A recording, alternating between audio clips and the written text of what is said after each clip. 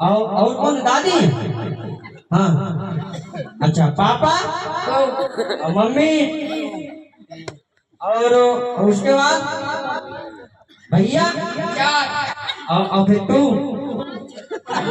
पांच पांच लोग हो। चल अब हम बोलेंगे और तू गिनती गिन। मम्मी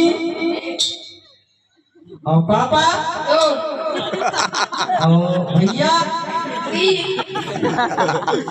फंस गया सीएम फंस गया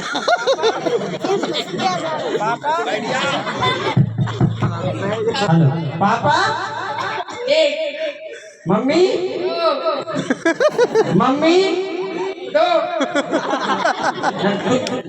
मम्मी पापा हाँ भाई पापा जी तुम्हारे पापा हैं और दूसरे पापा कहाँ हैं?